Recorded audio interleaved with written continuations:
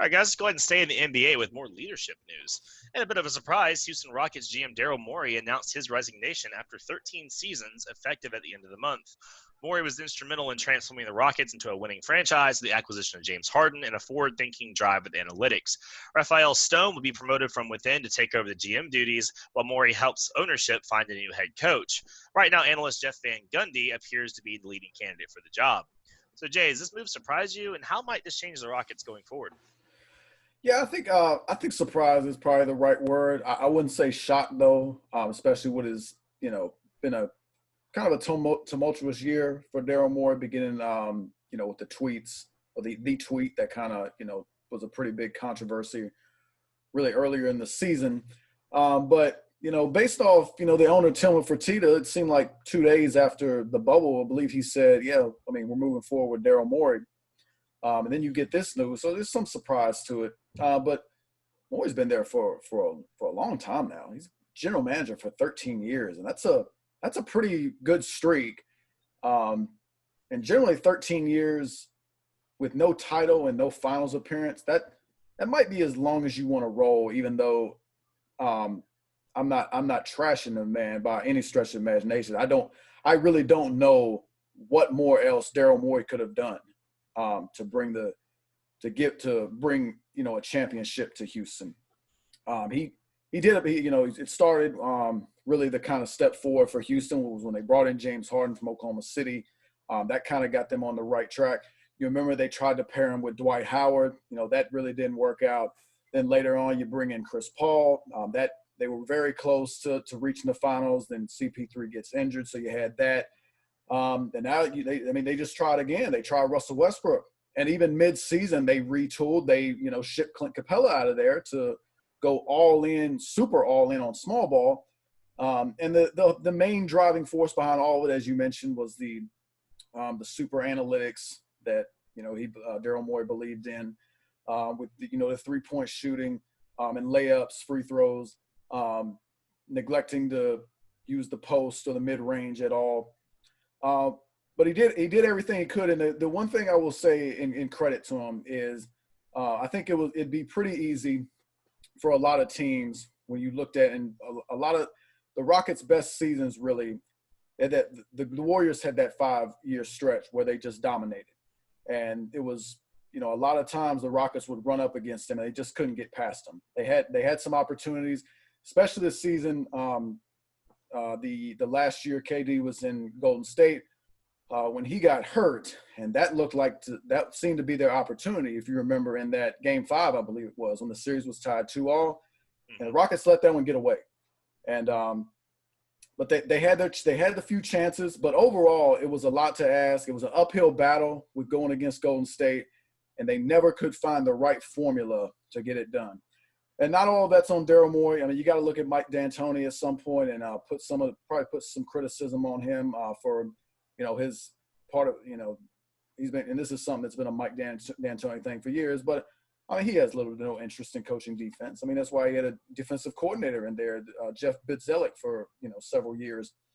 But as far as what it means for the Rockets moving forward, I think it depends on it depends on who you bring as a head coach, and what is the philosophy of Raphael Stone? Does he have the same philosophy as Daryl Morey? Is he going to continue to go all in on analytics and 3-point shooting and layups and free throws, and are we just going to ignore the post game and the mid range?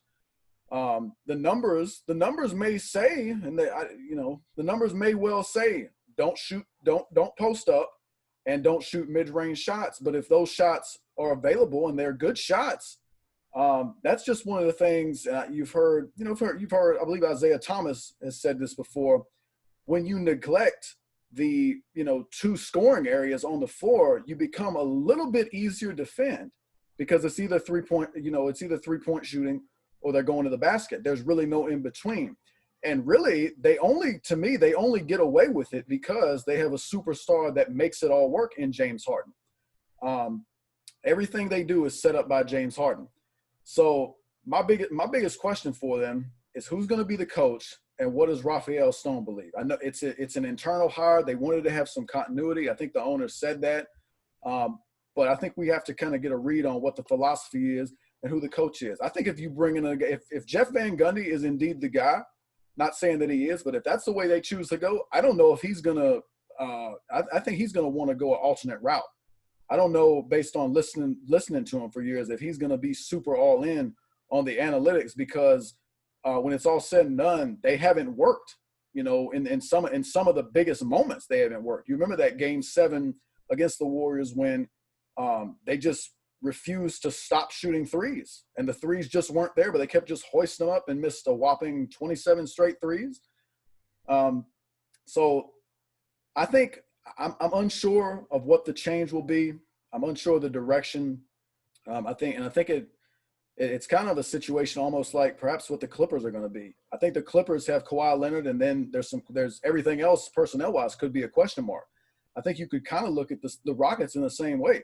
I think it's James Harden, and then, you know, is based on the decline of Russell Westbrook in terms of his jump shot, because it's absolutely deteriorated.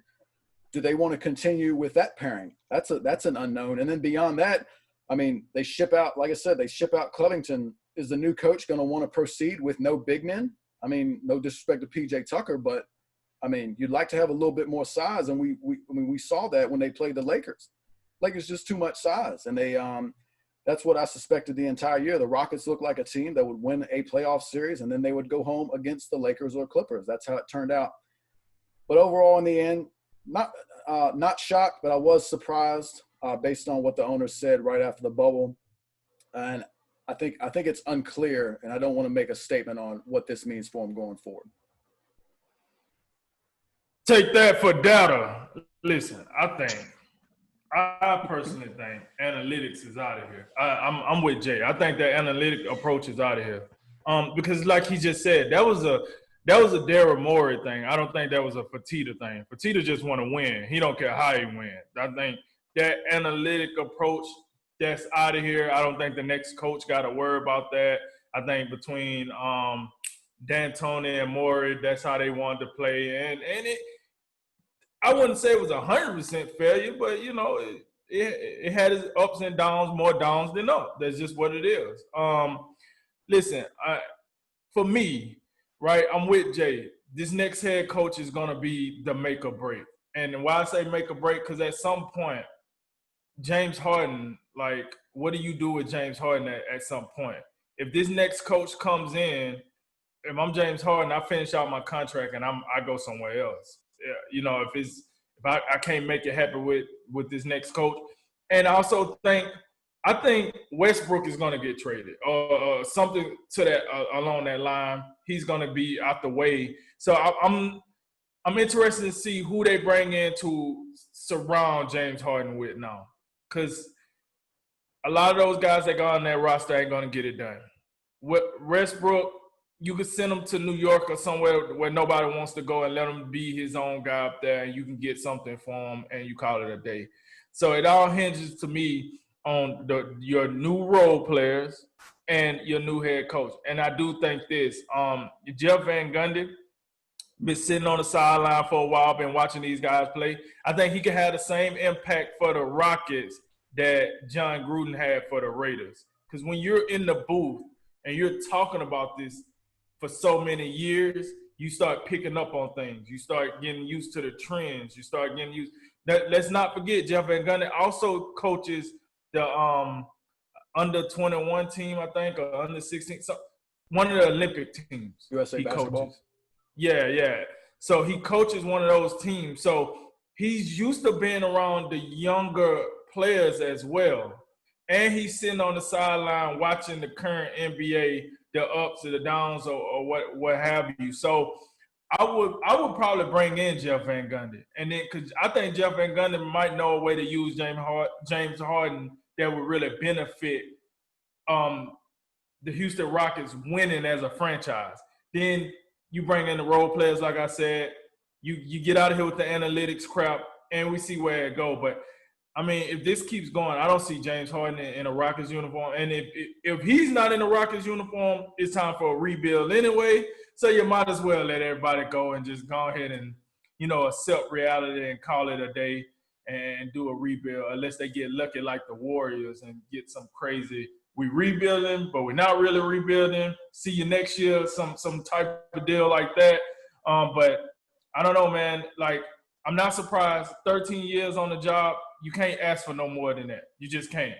And I think this team peaked under his tenure. They really did. They got about as far as they was gonna get with him as the GM. But as far as the changes, let's see who the head coach is. Let's see what they do with Westbrook. What's his name? Eric Gordon. Let's see what they do with those type of players. See if they can get something for him, and then change the scenery for James Harden, and we'll go from there. Yeah, I mean, the Morey, really his legacy for Houston is transforming them into a winning franchise. You know, you look at, they had their heyday, of course, in the 90s where they won the 2 finals and they had Akeem Olajuwon and all that, and then they had about a 10-year stretch where they didn't win a playoff series. I mean, it was really rough for a while, and they were not a very good franchise. They kind of middled around, and then Morey gets there in 2007, and now their winning percentage since he took over is only second to the San Antonio Spurs at 61.5%.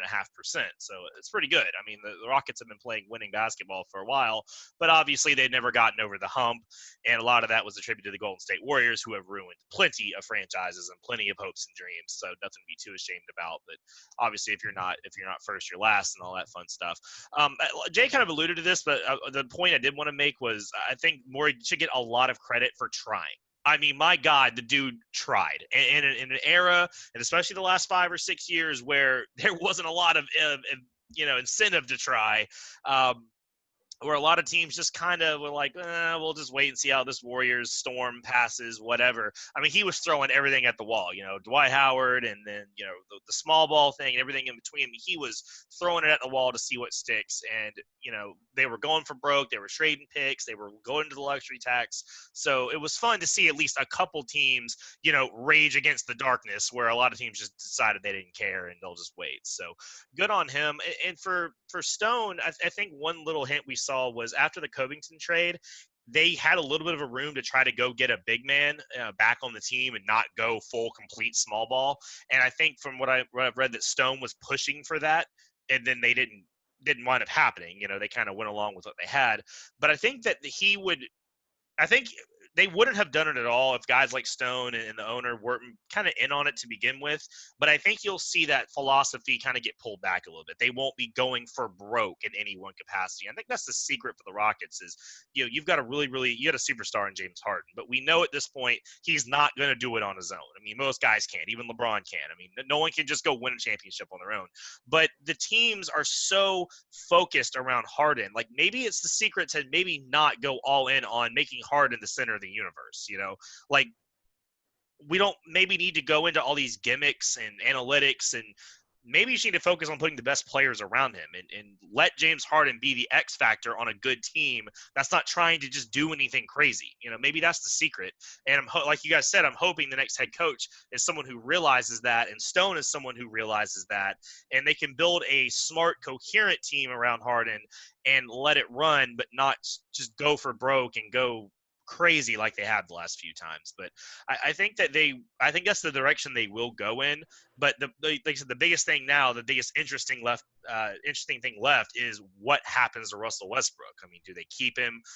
Trading him is going to be hard. I mean, that's a big contract. They don't have a ton of draft picks, and it's going to be hard to incentivize a team to take on that absolute albatross of a contract with how Westbrook played well, but not amazingly well. And we know at this point he's becoming more one-dimensional in his game, and it's hard to figure out who might trade for him. But it's the NBA. I mean, anything. I mean, like I said, maybe the Knicks they don't know any better and do it. But that's the biggest pin, I think. But we'll see. Maybe they do keep him. I think and to the point about James Harden and Westbrook are 31 years of age. And I think that's something we can't overlook. Harden's been in Houston for 8 years now. So with the way they've utilized him, especially since Mike D'Antoni has come on board, you gotta wonder at some point when we're going to see the decline. It's got to be in the next couple of years. He probably can't get much better, and all of those minutes and all that responsibility, because the guy just has the ball pretty much especially before Westbrook came on board, had the ball like the whole entire game. I mean, even when Chris Paul came, it seemed like CP3 really only ran the show when Harden was getting a rest. So you got to believe at some point that they're going to want to pull back and, let somebody else take some of that responsibility off his shoulders. Because you can probably see it. You see it come playoff time. I mean, typically what we've seen the last, in the James Harden era in Houston is that he's worn down low in the playoffs and hasn't been able to, make those game-winning plays. And then to your point on small ball and how they went all in, you give Morey credit for, just trying everything. And I think that's what, again, I just want to echo that. I think the man tried everything he could, and given what he was going up against, especially in Golden State, it's probably as good as you could have done. But definitely with making the decision at the trade deadline to send Capella away, they really had nowhere else to go. I mean, when you talk that they could only really play one way. They had no inside presence. And when you do that, and people got caught up with some of the early success they had with the small ball, and they beat the Lakers in the regular season. Like, oh, they can beat the Lakers with it. But we all knew, at least if you're paying attention, it wasn't going to work in a 7-game series. And that's what ultimately ended up happening. So when they went in all in on that, now and that was a good nugget you had about what Raphael Stone may want to do. They got to go back to some sort of being somewhat conventional, so they don't get boxed into just, well, we can only play one way. And if another team got some, a good group of bigs, then we just lose. So they got to rectify that quickly.